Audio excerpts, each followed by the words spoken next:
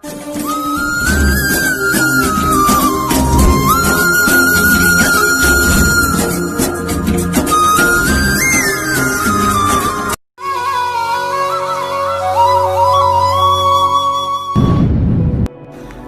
भक्ति करना चाहते हैं, मोक्ष कराना चाहते हैं, तो उनको इन सब नियमों को फॉलो करना पड़ेगा जो बताए जाते हैं, क्योंकि वो भक्ति में बाधक है। और जो भक्ति बाधक है, आप उनको भी साथ लेकर चल रहे हो, तो आप ऐसा कर रहे हो जैसे किसी पशु के गल में लठ बांध दिया करती सा मोटा रस्से में गाल के। अब वो चल नहीं सकता उस स्पीड से जैसे उसने चलना चाहिए, चल गट्टियां पर लग गए। तो आप जी इन मर्यादाओं को पालन ना करके और भक्ति रूपी मार्ग पर चलने की चेष्टा करोगे, आप नहीं सफल हो सकते। तो इसलिए हमने ज्ञान के आधार से इन बुराइयों को, इन कुरीतियों को और सांसारिक परंपराओं को भी त्यागना पड़ेगा, तब हम इसमें सफल होंगे। फिर अपनी बड़ी स्पीड से चलेंगे। जैसे मकान बना लिया, ठीक है, आजकल परमात्मा ने दया कर रखी है, बढ़िया सुविधा आपको प्राप्त है, मकान बना लो, जैसा आवश्यक हो उतना ही, केवल उसी के लिए कि बढ़िया कोठी बनाऊं, लोगों का प्रशंसक बन जाऊं, ये हमारी अपनी सोच होती है, अध्यात्म मार्ग नहीं है। तो मकान बनाओ जितना आवश्यक हो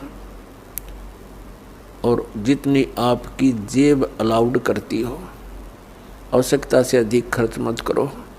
हमारे पूर्वज आपने देखे होंगे, हमने तो खूब याद है, झोंपड़ियों में टाइम पास कर गए कई पीढ़ी।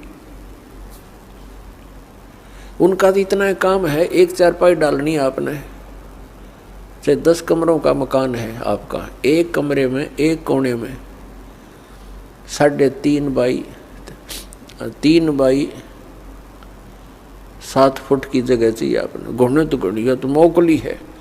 कबीर साहब तक कहते हैं घर तो 3.5 हाथ और गढ़ा तो 4.25 है। कहे कबीर अधिका बना अधिका कहे, उसको नहीं विचार। ये मनुष्य की जो शरीर है 3.5 हाथ का होता है। परमात्मा कहते हैं आपने घर 3.5 हाथ की आवश्यकता है, घना बनाओ तो 4.25, अरे से फालतू बनावा है तो मूर्खता है तेरी। फिर भी परमात्मा का कहने का तात्पर्य है कि आवश्यकता से अधिक कोई भी वस्तु आप संग्रह करते हो, आपकी भक्ति का बाधक बनेगा, क्योंकि समय वेस्ट व्यर्थ जाएगा। कोठी बना ली, 1-2 लाख अपने पास से लगा लिए, 3 लाख कर्जा कर लिया। अब जब तो कर्जा ले लिया, ऋण ले लिया, पता नहीं चला, 1 महीने के बाद मांगने वाला आने लग जाएंगे। चैन गई, रात न नींद आवे नहीं, और भक्ति का भी नाश। वह को ठीक है काम आई आपके। तो इस प्रकार हमने भक्ति मार्ग में जो बाधाएं हैं उनको त्यागना पड़ेगा। अब क्या बताते हैं, परमात्मा ने हमें कितनी सद्बुद्धि दे रखी है, और ये भक्ति ना करने से इन कोठी बंगले बनाने में और धन बढ़ाने में अपना जीवन व्यर्थ कर जाएंगे, तो फिर क्या होगा।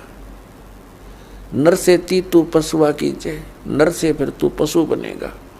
नर से तू पशुआ कीजिए, गद्दा बैल बनाई, अरे ये सुंदर भोजन का मन बोरे कि तो कुर्डी चरने जाई। ओए होए, अपने आत्मा इतना कुछ सुन के भी हमारे यह बात अंदर जगह बनाती नहीं,